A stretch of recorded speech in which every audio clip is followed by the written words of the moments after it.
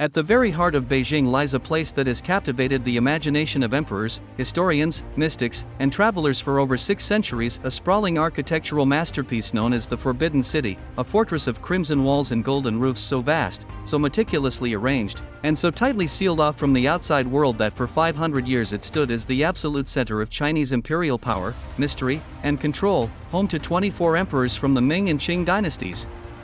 And now remembered not just for its breathtaking artistry and colossal scale, but for the countless secrets,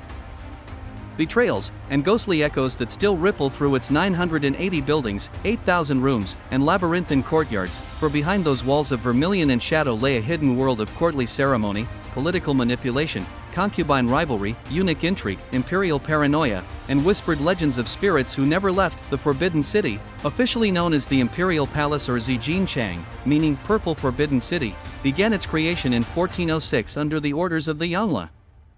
Emperor of the Ming Dynasty, who sought to move the capital from Nanjing to Beijing and construct a divine palace aligned with celestial harmony and Confucian order.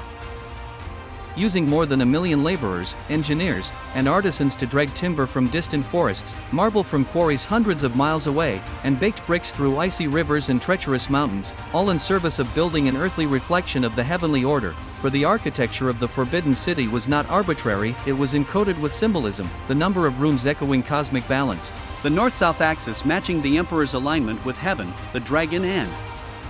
phoenix motifs whispering of imperial legitimacy, and the outer courts used by men for state affairs while the inner sanctums, like the palace of earthly tranquility, were reserved for the emperor's private life and the residence of his wives. Yet beneath the elegance and ceremony, an invisible world thrived, one of strict hierarchy, surveillance, and fear, for while the emperor was considered the son of heaven, divine in mandate, his world was isolated and haunted by treachery from within, by ambitious eunuchs wielding influence in exchange for loyalty, by concubines vying for favor and power through seduction or sabotage, and by ministers who could be executed for a whisper of disloyalty. And over centuries, the Forbidden City became not just a political center but a psychological prison, where emperors like the Wanli Emperor shut themselves inside for decades, refusing audiences, and others like the infamous Empress Dowager Cixi ruled from behind silkscreens, manipulating emperors and reshaping dynasties while residing in the western chambers where tales of her ruthlessness and supernatural consultation still linger. And it is within this fusion of immense control and deep superstition that the rumors of ghosts and hidden chambers arise, not merely folklore, but whispers that have persisted through centuries, for among the palace's silent halls are tales of concubines murdered in jealousy, of eunuchs tortured for betrayal, of emperors poisoned by their kin,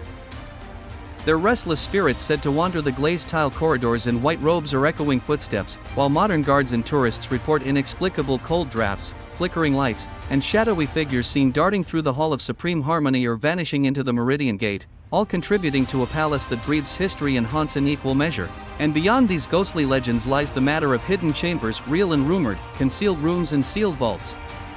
allegedly containing imperial treasures, personal diaries, maps of ancient burial sites, or the secret escape routes built for emperors to flee in case of rebellion. For while much of the Forbidden City has been catalogued and restored, some areas remain inaccessible,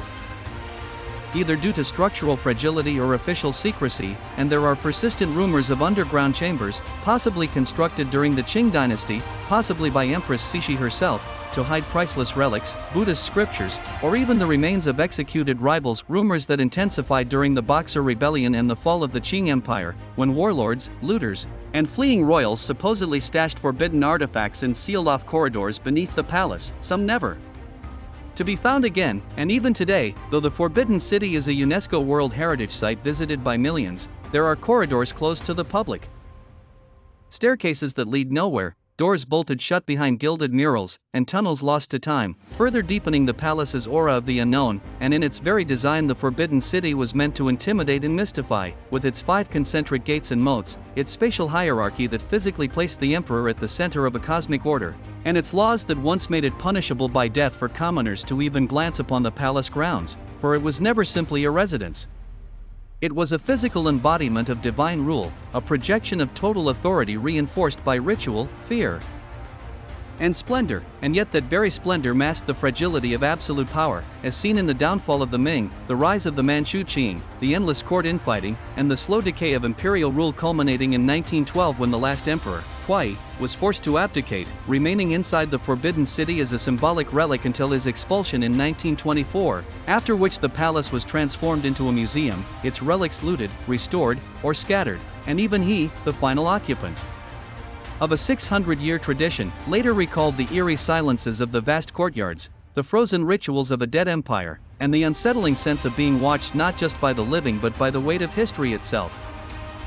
And today, that weight lingers, not only in the meticulously restored throne rooms, dragon carvings, and silk canopies, but in the atmosphere, the feeling that the walls remember everything, that the echoes of emperors and concubines and ghosts still breathe within the vermilion gates, and that the Forbidden City, for all its exposure to the modern world, remains in many ways just as forbidden, layered in secrets, protected by myth, and resonating with a truth few are prepared to confront, that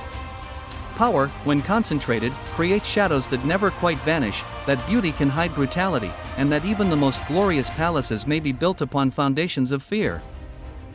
loss, and unquiet spirits. And as we walk its paths, gaze at its colossal guardian lions, or peer into the throne where emperors once decided the fate of millions, we are not merely looking at a historical site, we are stepping into a living memory of a world ruled by ritual, whispered with ghosts, and still hiding rooms that may never be revealed. For the Forbidden City was never just a city, it was a labyrinth of power and pain, a theater of the divine and the damned, and its story, like its